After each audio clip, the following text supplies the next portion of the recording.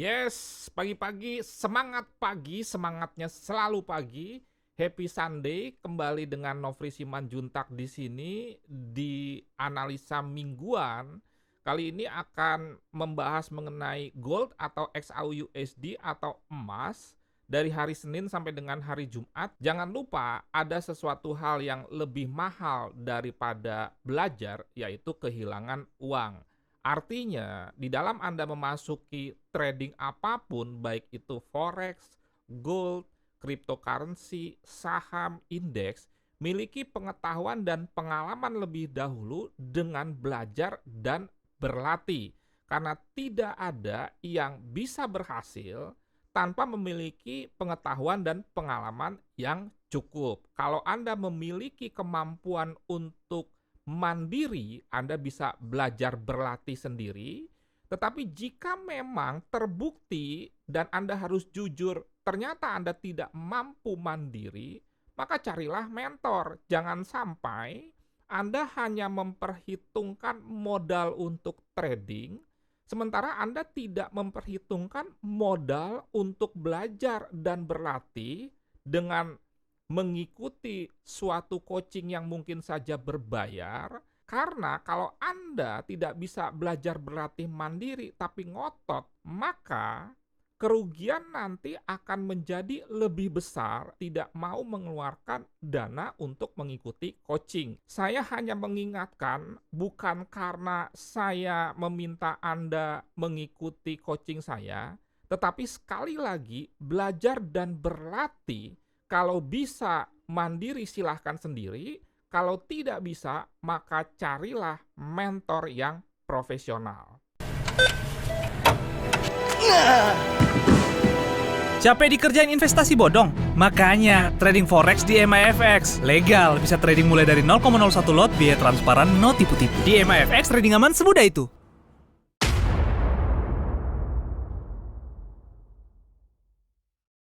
Kita mulai dari analisa sentimental dengan melihat data COT di 19 Juli 2022, kepemilikan institusi besar itu terhadap terhadap komoditi gold masih besar longnya, walaupun memang terjadi penurunan dari 65% menjadi 62%. Dan ini cocok dengan analisa teknikal karena kita sudah ketahui 2-3 minggu belakangan ini memang gold mengalami penurunan. Tetapi kalau mengacu kepada teknikal yang long term, demikian juga kepada sentimental, terlihat sekali bahwa institusi besar masih memegang posisi long gold yang jauh lebih besar. Sehingga pengertian di mana di sini terjadi penurunan posisi long, menurut saya lebih ke arah aksi profit taking dan bukan hal yang tidak mungkin bahwa gold akan kembali menguat. Sebagai tambahan informasi, saya pernah menyampaikan saat ini biaya produksi gold itu sekitar 1.300-an. Dalam arti bahwa gold masih bisa turun ke 1.400 bahkan ke 1.300.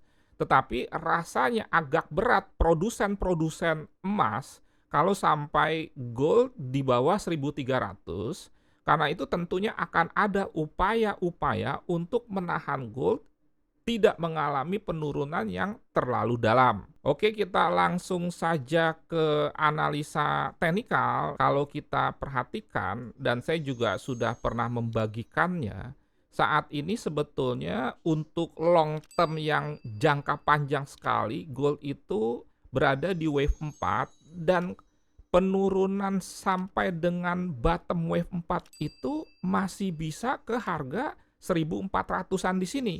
Dan kalau kita lihat yang lebih kecil lagi, saya menyederhanakan ini wave 1, ini wave 2, ini wave 3, ini wave 4, dan ini wave 5. Penurunan gold itu tertahan, itu pertama karena ada history low, ini dia membentuk double bottom, dan dia bounce, dan bukan hal yang tidak mungkin, di sini juga membentuk triple bottom, dan Berikutnya adalah di sini ada EMA 200, sehingga besar kemungkinan jika memang suku bunga Amerika yang diumumkan pada hari Kamis dini hari jam 1 mendatang tidak mengalami kenaikan yang sangat besar, maksudnya sampai 1% atau 100 basis poin, gold masih berpotensi mengalami yang disebut dengan rebound. Tetapi memang rebound di sini dari turun menjadi naik belum terkonfirmasi. Kenapa? Karena ini masih bisa dalam candle weekly berikutnya di breakout, dan kalau sampai closing candle weekly atau monthly di bawah 1700, bukan hal yang tidak mungkin untuk long termnya gold melanjutkan koreksinya ke 1600 bahkan 1500. Bagaimana dengan di time frame daily-nya? Kalau kita perhatikan dan sudah saya sampaikan di sebelumnya, saya tarik Fibonacci extension untuk mengetahui kelanjutan penurunan sampai sejauh mana, itu sudah di 100%, di kira-kira 1668,7. Nggak harus persis sama ya, tetapi ini sudah menunjukkan bahwa AB sama dengan CD itu sudah terjadi, dan kita telaah lebih lanjut lagi, di sini terjadi yang disebut dengan bullish engulfing. Walaupun memang closing di hari Jumat lalu tidak terlalu meyakinkan untuk membuat gold itu rebound, artinya kita masih menunggu konfirmasi lagi. Sekarang kita lihat ke H4 untuk membuat trading plan yang lebih lengkap.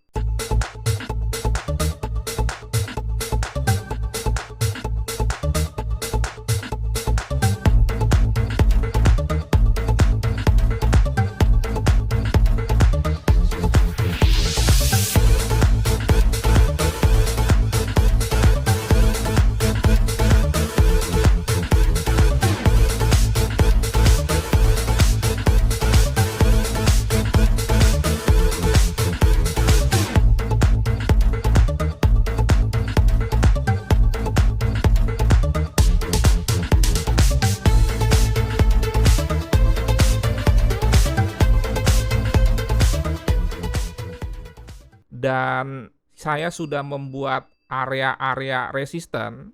Alasannya sederhana saja, di sini adalah karena ada history high di sini, kemudian ada history high di sini, dan bukan hal yang tidak mungkin sebetulnya tidak sampai ke area ini pun dia sudah tertahan di EMA 100. Kemudian juga di sini ada area sell. Ini alasannya karena pertama di sini ada area base sehingga ini berpotensi menjadi supply. Kemudian kedua di sini juga ada EMA 200. Saya mengcombine antara yang disebut dengan chart pattern, candlestick pattern, dan indikator khususnya moving average dengan jenis eksponensial dengan period 200, 100, 50, 20, dan 10. Lantas kalau kita bicara pending order, saya akan melakukan sell limit di area ini karena di sini menunjukkan history low sebelumnya. Kemudian juga kalau kita tarik mundur di sini juga ada history low sebelumnya, dan di sini untuk lebih lengkapnya saya akan melakukan aksi sell limit di 1787. Alasannya tadi sudah saya terangkan ya. Saya ulang karena ada history low di sini, dan kalau kita lihat di kiri juga ada history low. Kemudian di sini juga berdasarkan teori range, kalau misalkan gold bergerak naik terus dari mulai hari Senin sampai ke memenuhi range-nya kira-kira di area ini. Kemudian juga SL-nya sekitar 100 pip, 1797. Kemudian TP-nya 500 pip, 1737. Ingat, ini semua adalah rencana Dalam arti kita tidak perlu ngotot sampai ke TP 500 pip kalau memang dirasakan dalam sebuah penurunan itu kok tertahan di support yang kuat, maka kita bisa melakukan aksi profit taking. Dan biasanya untuk pending order yang sifatnya konservatif, saya entry 2 posisi, di mana posisi pertama RR-nya 1:1, posisi kedua RR-nya tidak pasti 1:5 seperti ini, tetapi kembali lagi ke support and resistance. Karena pada prinsipnya penempatan SLTP itu sesuai dengan support and resistance. Dan kemudian kalau misalkan kita bicara rencana yang konservatif, menunggu di mana kita entry-nya market execution, maka Anda bisa memperhatikan area-area ini, dan ini sudah tadi saya bahas alasannya kenapa ini menjadi sebuah area-area resisten. Ini di 1770 dan juga 1752. Kemudian implementasinya jika hari Senin gold naik, Anda pantau EMA 100 ini apakah berhasil dijebol dalam tanda kutip, kemudian juga history high ini.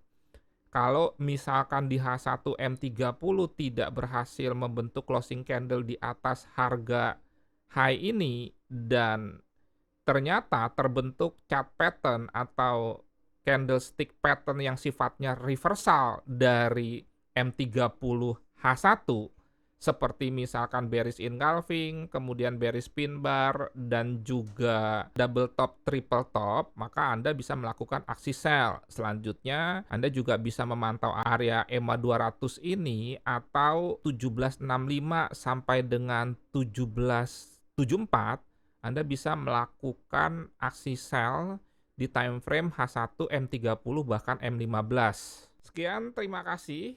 Semoga bermanfaat dan menjadi berkat. Salam trading tenang senang, trading yang aman, nyaman, menguntungkan. Nofri Simanjuntak.